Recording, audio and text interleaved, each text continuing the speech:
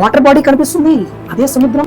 So ఇక్కడ సంయాంగ్ నుంచి ఈ దకిన్ షా బాజ్పూర్ వరకు 2900 కిలోమీటర్ల ప్రయాణం చేసింది. ఇంత దూరం ప్రయాణించి ఎన్నో ఒడిదుడుకులు ఎదుర్కొంది, సమస్యలను ఎదుర్కొంది, చివరిగా తనకున్న గమ్యాన్ని చేరుకుంది.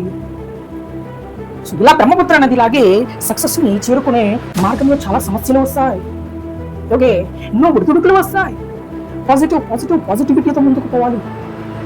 విజయం యొక్క నిర్వచనం ఏంటంటే ఈ బ్రహ్మపుత్ర నది ఈ రోజు ఏదైతే చేసిందో అదే విజయానికి డెఫినేషన్. వాళ్ళు అనుకున్న గమ్యాన్ని చేరుకున్నారు, చివరిగా వాళ్ళు అనుకున్నది సాధించారు. బ్రహ్మపుత్ర నది షమ్యాంగ్ నుంచి ఈ దకిన్ షా బాజ్పూర్ వరకు 2900 కిలోమీటర్లు ఒక అఖండ ప్రయాణాన్ని సాగించింది. ఎన్నో ఒడిదుడుకులు వచ్చాయి, ఇవన్నీ హిమాలయ పర్వతాలు, ఎన్నో సమస్యలు వచ్చాయి. దిశను మార్చుకుంది, రెండుగా విడిపోయి ప్రయత్నించింది. అస్సాం ఎర్ర నేలలో ప్రవహించింది, చుట్టూ ఉన్న నేషనల్ పార్కులను చూసింది, బంగ్లాదేశ్ లో ప్రయాణించింది. సో ఇంత దూరం ప్రయాణించిన తర్వాత తన విజయ స్థానానికి చేరుకుంది బ్రహ్మపుత్ర నది. ఓకే, సో ఇక్కడ మనం ఏదైతే సాధించాలనుకుంటామో, మనం ఏదైతే గమ్యస్థానాన్ని చేరాలనుకుంటామో, ఈ గమ్యస్థానాన్ని, ఈ సక్సెస్ ని చేరుకునే లోపు చాలా ఒడిదుడుకులు వస్తాయి, చాలా సమస్యలు వస్తాయి. అన్ని తట్టుకుని ప్రయత్నిస్తేనే మనం చివరి స్థానానికి చేరుకుంటాం.